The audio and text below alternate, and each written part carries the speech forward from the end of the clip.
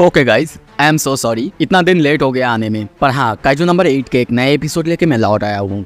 और हाँ, अब से काइजू नंबर 8 कंटिन्यू होगा। प्लीज थोड़ा सा सपोर्ट करिएगा और लाइक करिएगा वीडियो को। हो सके तो आप अगर नए हो तो सब्सक्राइब करिए। अब से ये स्टोरी मैं कंटिन्यू करने वाला हूँ। सो काइजू नंबर 8 एपिसोड 36 में आप सबका स्वागत है। पिछले एपिसोड में हमने देखा था चारों तरफ काइजू का हमला हो जाता है। मतलब काइजूस के इन्विजन या फिर बोल सकते हो जापान को खत्म करना चालू करते हैं। अब आगे एपिसोड के शुरू में हम कैप्टन नारुमी को देखते हैं। वो कहता है Japanese defence force roll out, और उसके कहते ही सारे डिवीजन अब सारे काइजूस को मारने के लिए आगे बढ़ते हैं।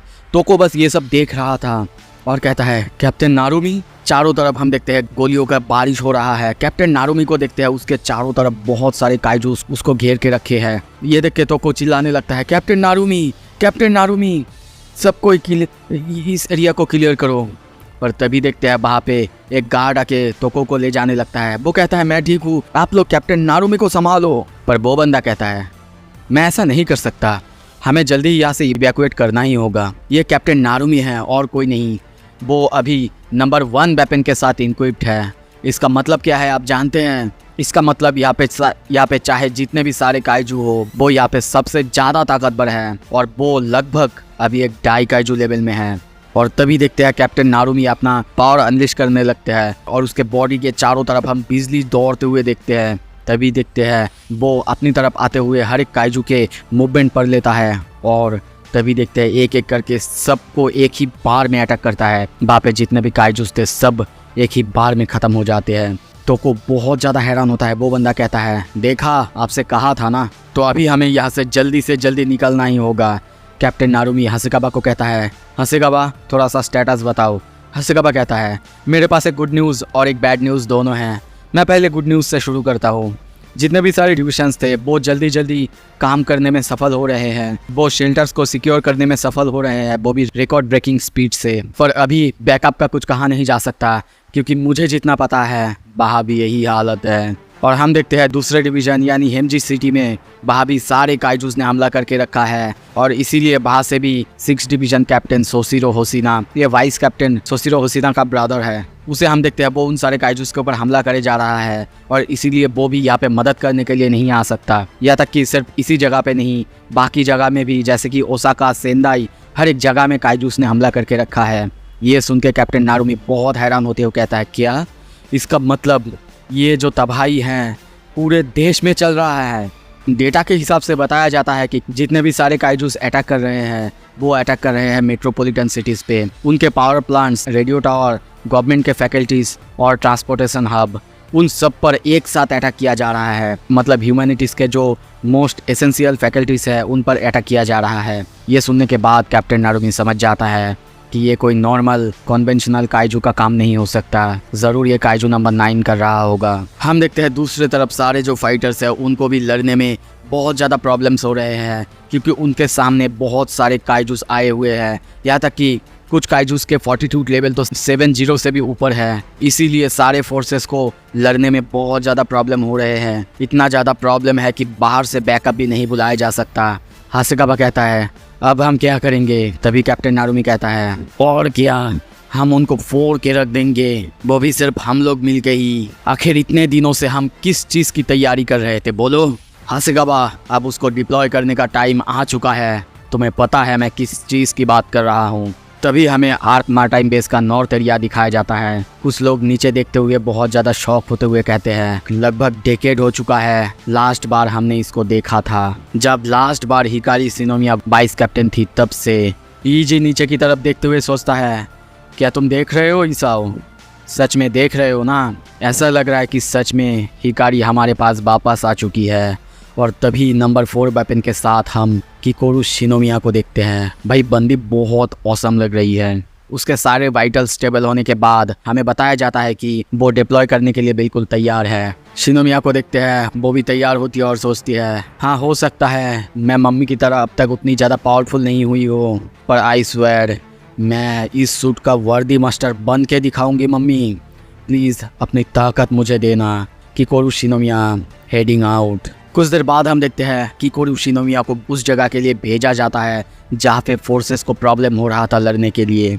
धीरे धीरे देखते हैं कि शिनोमिया की जो पॉट था वो खुलता है। उसकी सारी रीडिंग्स नॉर्मल थी।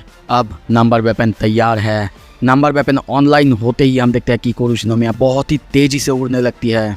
ये देख के वहाँ के जो सारे लोग थे, वहाँ के जो ऑपरेटर्स थे, वो कहते हैं अमेजिंग, अगर इसी स्पीड से वो जाती रही तो बहुत ही जल्द वो वहाँ पे पहुँच जाएगी। इजी कहते हैं बिल्कुल बिल्कुल पहुँचेगी, ये है फास्टेस्ट वेपन और इसी के साथ ये ओनली वन वेपन है जो कि फ्लाइट कर सकती है, उड़ सकती है। इसी की वजह से तो हिकारी शिनोमिया बहुत सारे काइजूस को मार रही थी उस जमाने में। तभी देखते हैं सारे लोग उस काइजू जिसका कि फॉर्टीट्यूड लेवल 7.0 है उसको मारने लगते हैं।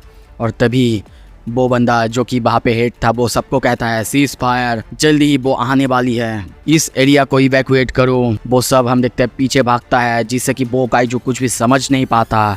पर तभी इंस्टेंटली वहाँ पे आती है किकोरू शिनोमिया। उसकी लैंडिंग इतना ज़्यादा खतरनाक था और उसका एक्स का पावर इतना ज़्यादा खतरनाक था कि वो काइजू इंस्टेंटली वहीं पे डाउन हो जाता है। उसकी आते ही वो काइजू वहाँ पे एक बार में तबाह हो जाता है। उसके आने की खबर सबको दिया जाता है। तभी देखते हैं नारुमी कहता है तो तुम आ चुके हो, तुम्हारे पास वैसे 10 मिनट है उस एरिया को क्लीन करने के लिए माय डम डिसाइपल। ये सुन के किकोरू कहती है क्या, मैं तो 5 मिनट पे खत्म कर दूंगा माय मोरोनिक मास्टर।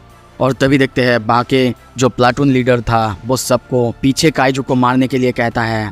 किकोरू को बैकअप देने की बात करता है। पर तभी उनके पीछे जो काइजू था किकोरू इंस्टेंटली उस काइजू को जाके मार देती है। उसकी इतना स्पीड देख के वो बंदा बहुत ज़्यादा हैरान होता है। और तब वो बंदा सबको कहता है नहीं, उसको हमारी बैकअप की कोई ज़रूरत नहीं है, हम बस उसके रास्ते में आएंगे। सारे ऑफिसर्स तुम लोग फ्रीज करने में फोकस करो। और तभी देखते हैं वो लोग एक एक करके काइजूस को फ्रीज करने लगते हैं और दूसरी तरफ शिनोमिया एक एक करके सारे काइजूस को वहीं पे मारते हुए आगे बढ़ती है। देखते ही देखते वो सारे काइजूस को मारते हुए जा रही थी। ये देख के वो बंदा कहता है नहीं, हम उसके साथ कीप अप नहीं कर सकते, वो जैसी परफॉर्म कर रही है वो तो एक कैप्टन लेवल की परफॉर्मेंस है। ये देख के ईजी थोड़ा सा हंसते हैं और सोचता है आई एम सॉरी, मैं इस बंदे का नाम हो सकता है गलत बोल रहा हूँ, अगर मैं गलत हूँ तो कमेंट में मुझे करेक्ट कर दीजिएगा। और सोचता है बिल्कुल वो इतनी ताकतवर तो बिल्कुल होगी, आखिर वो डायरेक्टर जनरल शिनोमिया और हिकारी शिनोमिया की बेटी जो है, तो उसमें तुम दोनों की ताकत होगी। और देखते ही देखते हम देखते हैं ऑफिसर शिनोमिया ने 3 काइजूस को वहाँ पे टेक डाउन कर दिया था। ऑपरेटर रूम से हमें बताया जाता है कि ऑफिसर शिनोमिया ने 3 टारगेट को टेक डाउन कर दिया है। सिचुएशन अब उनके फेवर में, यानी सारे ऑफिसर्स के फेवर में आ चुके हैं। हासेगावा तभी कहता है द नेशनल डाइट एरिया, बाह की हालत कैसा है, बाह के लिए हम क्या करें। पर तभी बाहर से आवाज़ आता है और मीना आशिरो कहती है मैंने इस एरिया को कवर कर लिया है।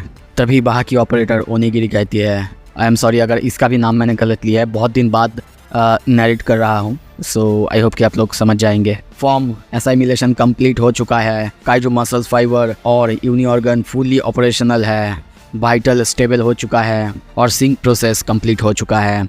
नंबर 10 वेपन अब ऑनलाइन हो चुका है।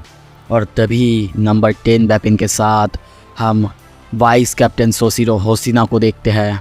सो अब अगला एपिसोड बैंगर होने वाला है। एक साथ Hikari Shinomiya, captain Narumi, Mina Ashiro और वाइस कैप्टन होशिना को लड़ते हुए देखेंगे सारे काइजूस के खिलाफ। अगर आपको देखना है प्लीज़ यार सब्सक्राइब कर लो, सपोर्ट कर लो थोड़ा सा एपिसोड को, ताकि मुझे भी लाने में थोड़ा सा इंटरेस्ट हो। थैंक यू सो मच अगर आपने देख लिया है तो।